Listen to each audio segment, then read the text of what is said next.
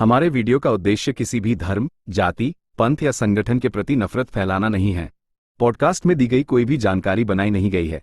ये authentic web स्रोतों से ली गई है।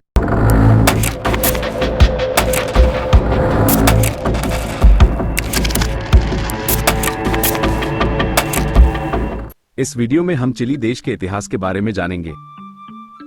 चिली, जो दक्षिण अमेरिका के पश्चिमी किनारे पर लंबाई में फैला हुआ एक लंबा और संकरा देश है, का इतिहास इसके विविध भूगोल, आदिवासी संस्कृतियों, उपनिवेशी प्रभावों और आधुनिक राजनीतिक संघर्षों से गहराई से प्रभावित है। ये कहानी हजारों साल पहले शुरू होती है, जब यूरोपीय आगमन से पहले आदिवासी लोग वर्तमान चिली के विभिन्न क्षेत्रों में समृद्ध समाज स्थापित कर चुके थे। चिली में सबसे प्रारंभिक मानव उपस्थिति लगभग 12,000 साल पहले की है, जिसका प्रमाण मोंटे वर्डे जैसे पुरातात्विक स्थलों से मिलता है। इन प्राचीन लोगों ने चिली के विविध परिदृश्यों के साथ तालमेल बिठाया, जो उत्तरी अटाकमा रेगिस्तान से लेकर उपजाऊ सेंट्रल वैली और दक्षिण में बर्फीले पातागोनिया तक फैला हुआ है। समय के साथ अलग अलग आदिवासी समूह उभरे, जिनमें मापुचे, आयमारा, डियागुइटा और चांगोस शामिल थे। प्रत्येक समूह ने अपने पर्यावरण के अनुरूप अपनी विशिष्ट संस्कृतियां और जीवन शैली विकसित की। उदाहरण के लिए, आयमारा और अटाकमेयों ने शुष्क पहाड़ियों में कृषि और सीढ़ीनुमा खेती का अभ्यास किया, जबकि मापुचे कुशल योद्धा और किसान थे, जो मध्य और दक्षिणी क्षेत्रों में रहते थे। 15वीं शताब्दी तक उत्तरी चिली के कुछ हिस्से विस्तारित हो रहे इनका साम्राज्य के प्रभाव में आ गए थे। इनका ने प्रशासनिक केंद्र, व्यापार नेटवर्क और कृषि प्रणालियां स्थापित की, लेकिन उनका क्षेत्र पर नियंत्रण पूर्ण नहीं था। मापुचे ने इनका आक्रमणों का जोरदार प्रतिरोध किया, और यही लचीलापन उन्होंने बाद में स्पेनिश उपनिवेशीकरण के खिलाफ भी दिखाया। 16वीं शताब्दी की शुरुआत में स्पेनिश आगमन ने चिली के इतिहास में एक महत्वपूर्ण मोड़ ला दिया। 1536 में स्पेनिश खोजकर्ता डिएगो डी अल्माग्रो ने धन की तलाश में पेरू से एक अभियान का नेतृत्व किया, लेकिन कठिन इलाकों और आसानी से शोषण करने योग्य संसाधनों की कमी के कारण उन्होंने अपनी योजनाओं को छोड़ दिया। हालांकि 1541 में पेद्रो डी वाल्डिविया ने लौटकर सैंटियागो की स्थापना की, जो स्पेनिश उपनिवेश चिली की राजधानी बनी। वाल्डिविया और उनकी सेनाओं को मापुचे से कड़ा प्रतिरोध मिला, जिन्होंने अराउको युद्ध के नाम से प्रसिद्ध विद्रोहों की एक श्रृंखला शुरू की। ये संघर्ष कई शताब्दियों तक चला और अमेरिका में सबसे लंबे समय तक चलने वाले आदिवासी प्रतिरोध आंदोलनों में से एक बन गया। श्रेष्ठ हथियारों के बावजूद स्पेनिश मापुचे को झुकाने में संघर्ष करते रहे, जिनकी छापामार रणनीति और दृढ़ संकल्प अद्वितीय साबित हुए। स्पेनिश शासन के तहत चिली पेरू के वाइसरॉयल्टी का एक अपेक्षाकृत अलग थलग उपनिवेश बन गया। इसकी अर्थव्यवस्था कृषि, मवेशी पालन और खनन, विशेष रूप से उत्तरी क्षेत्रों में चांदी के खदानों के दोहन पर आधारित थी। एंकोमियंदा प्रणाली, जो जबरन श्रम का एक रूप था, शुरुआती औपनिवेशिक समाज पर हावी रही, जिससे आदिवासी आबादी का शोषण हुआ। समय के साथ यूरोपीय वंश के एक क्रेओल अभिजात वर्ग का उदय हुआ, जिसने महत्वपूर्ण शक्ति और संपत्ति प्राप्त की। चिली की सामाजिक संरचना अत्यधिक स्तरीकृत हो गई, जिसमें आदिवासी, मिश्रित नस्ल, मेस्टिजोस और यूरोपीय उपनिवेशवादियों के बीच गहरे विभाजन थे। 18वीं शताब्दी में जैसे जैसे प्रबोधन विचार पूरे लैटिन अमेरिका में फैलने लगे, स्पेनिश शासन से स्वतंत्रता की मांगें उठने लगी। 19वीं सदी की शुरुआत तक स्वतंत्रता आंदोलन ने गति पकड़ ली। बर्नार्डो ओ हिगिंस और जोस मिगुएल कैरेरा जैसे प्रमुख नेताओं ने क्रांतिकारी प्रयासों का नेतृत्व किया, जिसके परिणामस्वरूप 1818 में चिली ने स्वतंत्रता की घोषणा की। ओ हिगिंस, जिन्हें अक्सर राष्ट्र के जनक के रूप में जाना जाता है, ने स्वतंत्रता को मजबूत करने और एक नई सरकार स्थापित करने में महत्वपूर्ण भूमिका निभाई। स्वतंत्रता के बाद चिली को कई चुनौतियों का सामना करना पड़ा, जिसमें राजनीतिक अस्थिरता, क्षेत्रीय प्रतिद्वंद्विता और आर्थिक कठिनाइयां शामिल थी। 19वीं शताब्दी के दौरान देश ने अपनी सीमाओं को परिभाषित करने और अपने क्षेत्र का विस्तार करने के लिए काम किया।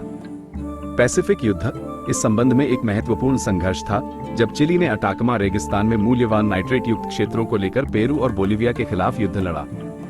चिली विजयी हुआ, जिससे महत्वपूर्ण क्षेत्र प्राप्त हुए, जिसने इसकी अर्थव्यवस्था को बढ़ावा दिया, लेकिन इसके पड़ोसियों के साथ तनाव को जन्म दिया।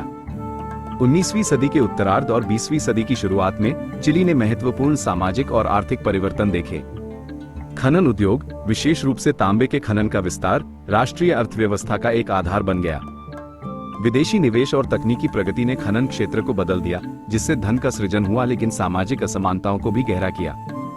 जैसे जैसे लोग काम की तलाश में शहरों में जाने लगे, शहरीकरण तेज हुआ, जिससे वालप्राइसो और सैंटियागो जैसे औद्योगिक केंद्रों का विकास हुआ। इस अवधि के दौरान श्रमिकों के अधिकारों और सामाजिक सुधारों की वकालत करने वाले राजनीतिक आंदोलनों ने जोर पकड़ा। खराब कार्य स्थितियों और आर्थिक विषमताओं के जवाब में श्रमिक आंदोलन बढ़ा, जिसके परिणामस्वरूप हड़तालें और विरोध प्रदर्शन हुए। 20वीं सदी की शुरुआत में चिली ने विभिन्न विचारधाराओं का प्रतिनिधित्व करने वाले राजनीतिक दलों का उदय देखा, जिसमें समाजवाद और साम्यवाद शामिल थे। साल्वाडोर अलेंदे जैसे नेता इन आंदोलनों से उभरे, जिन्होंने अधिक सामाजिक समानता और प्रमुख उद्योगों पर राज्य नियंत्रण की वकालत की। 20वीं सदी के मध्य में चिली का राजनीतिक परिदृश्य तेजी से ध्रुवीकृत हो गया। 1970 में साल्वाडोर अलेंदे का राष्ट्रपति के रूप में चुनाव चिली के इतिहास में एक महत्वपूर्ण क्षण था। मार्क्सवादी अलेंदे ने व्यापक समाजवादी सुधारों को लागू करने की कोशिश की, जिसमें भूमि पुनर्वितरण, उद्योगों का राष्ट्रीयकरण और विस्तारित सामाजिक कार्यक्रम शामिल थे। हालांकि उनकी अध्यक्षता को रूढ़िवादी क्षेत्रों, सेना और विदेशी शक्तियों, विशेष रूप से संयुक्त राज्य अमेरिका से कड़ी विरोध का सामना करना पड़ा, जिसने शीत युद्ध के दौरान उनकी सरकार को एक खतरे के रूप में देखा। 1973 में जनरल अगस्टो पिनोशे के नेतृत्व में एक सैन्य तख्तापलट ने अलेंदे की सरकार को उखाड़ फेंका, जिससे लगभग 2 दशक तक चलने वाली एक क्रूर तानाशाही की शुरुआत हुई। पिनोशे का शासन व्यापक मानवाधिकारों के हनन से चिन्हित था, जिसमें यातना, गायब होना और गैर न्यायिक हत्याएं शामिल थी।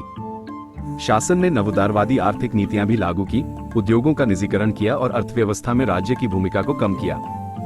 इन नीतियों ने आर्थिक विकास और आधुनिकीकरण को बढ़ावा दिया, लेकिन सामाजिक असमानताओं को भी गहरा किया और चिली समाज पर एक स्थायी प्रभाव छोड़ा।